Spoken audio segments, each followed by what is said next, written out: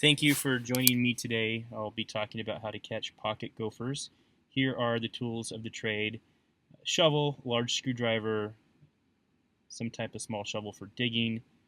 I like to use a piece of rebar, sometimes a stake, and some Maccabee traps, and also some twine. You can see here I'm looking for the most recent mound that will have the darkest, wettest soil. So the first part of the picture there was the most recent. And as we go further down the line here, you can see that they're older. So always target the newest mound first.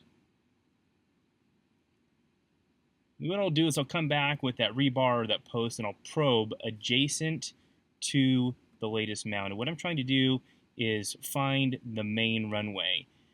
You can see that the mound is a clean out. So that's where the gophers are pushing out all the soil. I've established that the run is just outside the mound, and I've identified that here. I'm going to come back with my shovel right now and excavate it out.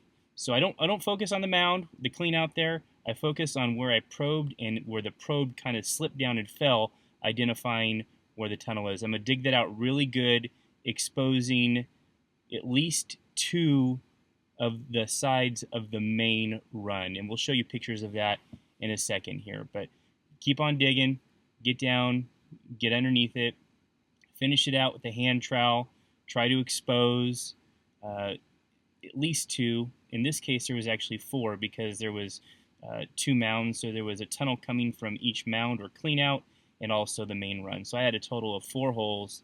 In the end, I end up deciding only to put traps in 2. Here you can see the 2 holes I've identified. And I'm going to go ahead and put traps in those in a second here. A bit in the shadows. I think the main one in the picture there probably goes to a mound, but there's one kind of down to the top right that is a main run, and then in the foreground too. Here I'm assembling the Maccabee trap. This is a lethal trap.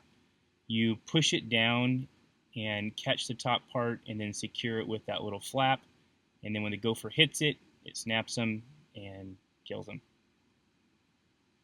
Okay, so here I'm setting the trap, and I'm also tying on some twine.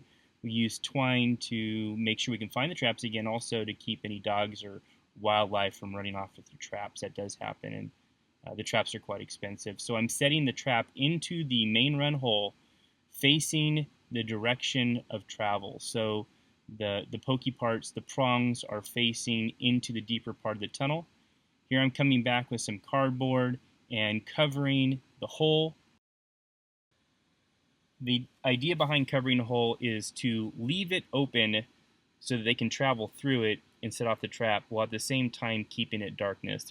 They're very sensitive to sunlight, and a lot of times they'll wall off the main run that you're trying to place the trap in if they see sunlight, because they think maybe a predator is trying to get into them. So we'll come back tomorrow and check and see what it looks like, and hopefully we'll have a gopher.